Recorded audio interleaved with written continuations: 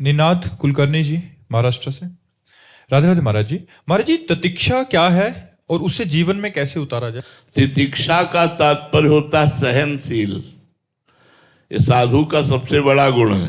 तितिक्षवा कारुणिका, भगवान कपिल देव जी ने वर्णन किया है। हमारे यहाँ कहा गया सहित सहित बाढ़ भगति। सहनशील, आशय उदार, धीरज सहित विवेकी, धैर्यवान, विवेकवान, सहनशील। गर्मी सहना, सर्दी सहना, गाली सहना, अपमान सहना, निंदा सहना, विपत्ति सहना, सुख दुख को समान भाव से सहना, उसे तितिक्षा कहते हैं। भगवान ने गीता जी में कहा है, आगमा पायनो अनित्यास्तास्तितिक्षस्व भारत, मात्रा स्पर्शास्तु कौन्ते शीतोष्ण सुख दुखदा, आगमा पायनो अनित्यास्तास्तितिक्षस्व भारत।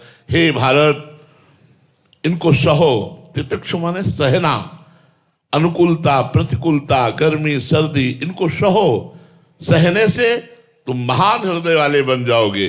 यम ही न व्यथ्यन्ते ते पुरुषम पुरुषर्षभ सम दुखा सुखाधीरम स्वमृतत्वाय कल्पते।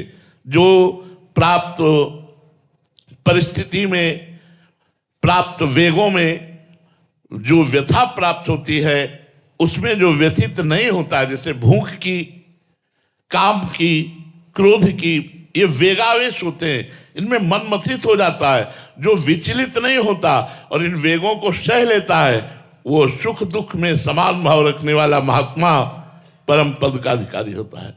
तो तितिक्षा का तात्पर्य है सहनशील। सहन करने का तात्पर्य है द्वंद्वों को सहन करना।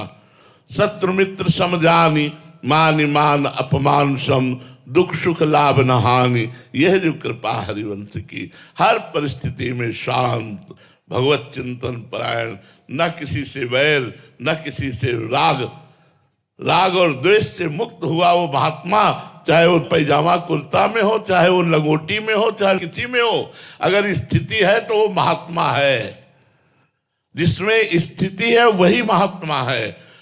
हम लोग तो आचार्य परंपरागत वेश धारण किए हुए हैं।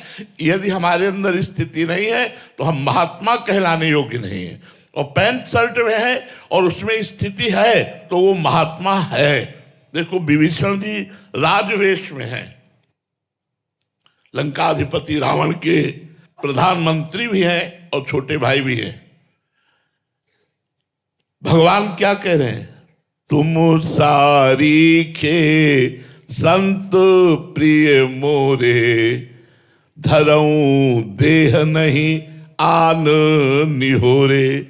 तुम्हारे जैसे संतों के कारण ही मैं अवतार लेता हूं, भगवान कह रहे विभीषण जी से। विभीषण का वेश क्या है? राजवेश है।